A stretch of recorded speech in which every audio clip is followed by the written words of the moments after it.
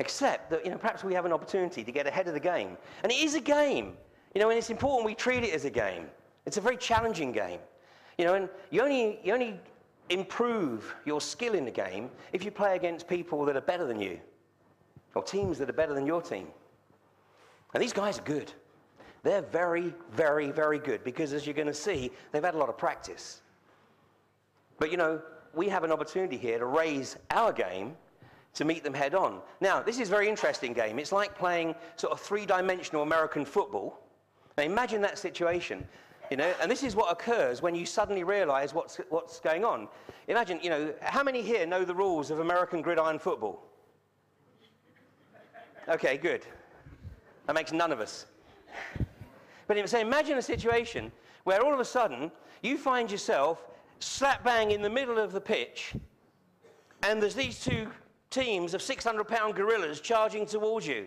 You're going to go, oh, fuck! What the hell? Get me out. Because you have no idea of the rules. So perhaps you sort of dodge out the way for a while, and then you dodge this way, sort of trying to keep out the way of the linebacker and everybody else that's chasing you, and the tight end and all that crap. And then eventually, after a while, you begin to realize what's perhaps occurring, and you can start to put your toe in the water. And then maybe somebody passes the ball to you, and you go, oh.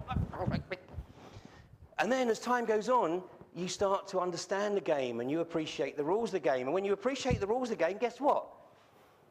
You actually might enjoy it. Now, perhaps hopefully not too much. But this is the analogy, And that's why when people first see through the veil, and their natural reaction is to go, no, I don't want to go there, I don't want to go there, because it is frightening. But we have to persist. We have to take a look, join the dots, see the bigger picture, and then put the toe in the water, and then maybe start to play the game. And of course, the more of us on the team, guess what? The more chance we've got of success.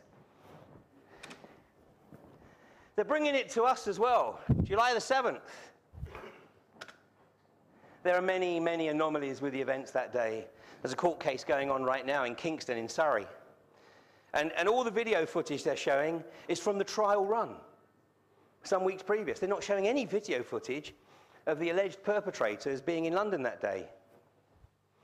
And do you remember, you may not remember this, but some weeks ago, the Metropolitan Police, sorry, all the police from all around the country, decided to protest in London at the paltry rise in pay that they'd been offered.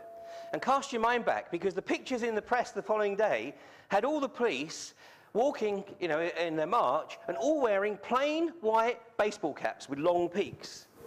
Why do you think they were doing that?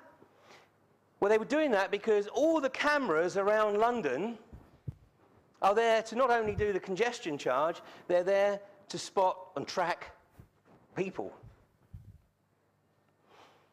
I was having dinner last year in London, and it was a beautiful evening. I was sitting outside, and up on the corners, near an intersection, up on the corners of the buildings, was all these cameras facing every direction. I mean, there had to have been sort of 30, 40 cameras, in this area.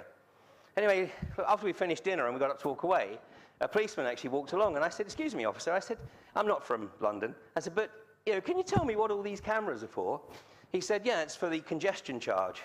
I said, "What?" I said, "We're in a pedestrian precinct." Since 2002, the Metropolitan Police have had access to facial recognition software.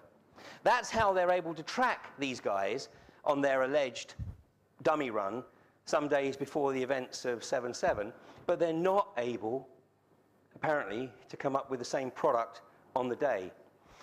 But the perpetrators are starting to get very cocky, and they're leaving their calling card. And they certainly did that on 7/7. Take another look at this bus. Look at that on the side of the bus. Outright terror, bold and brilliant. They're telling us. They're saying, you know what, guys? We know there's some of you out there who know what we're doing. It might be a few hundred, it might be a few thousand, but it's not enough. You're just going to be dismissed as the conspiracy theorists. We can do this shit with absolute impunity. And I can guarantee, more and more people now are starting to look at any event that occurs, and I can guarantee we can find their calling cards. And people have referred, or certainly the politicians have referred, to 7/7 being London's 9/11, where they may be more right than they know in another way, in an occult way, because the Tower Tarot card is the 16th card in the major arcana. So when you apply the numerology to that, it's 7. So what you've actually got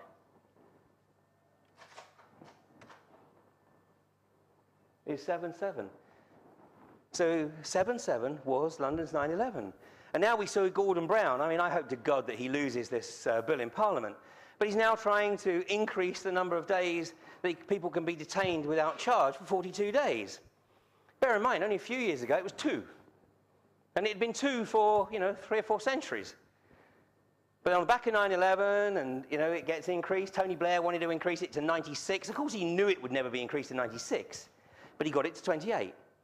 Now Gordon Brown wants it to go to 42. And the police are saying, what? Why? We don't need this. Perhaps there's another reason they need to do that. This is the symbol, the New World Order. It's a very, very significant symbol.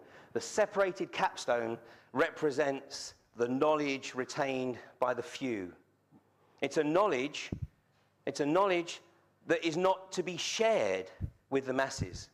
So the belief system of the masses is very, very different from the belief system of the few. And what I'm going to introduce you to today, unless you've seen me talk before, what I'm going to introduce you to today is the belief system of the few and where they're heading and why.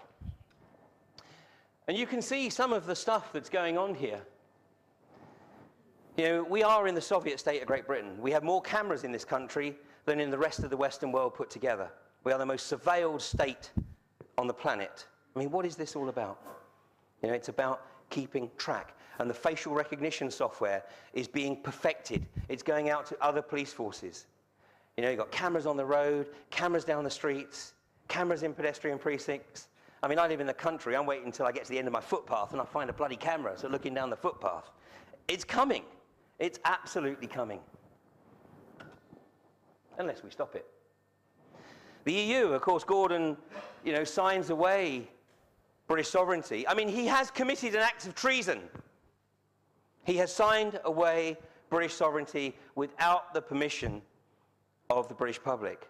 I mean, people say it's the end of democracy. Well, it's not the end of democracy because we never had a democracy in the first place. I mean, you cannot say 3-line whip and democracy in the same breath.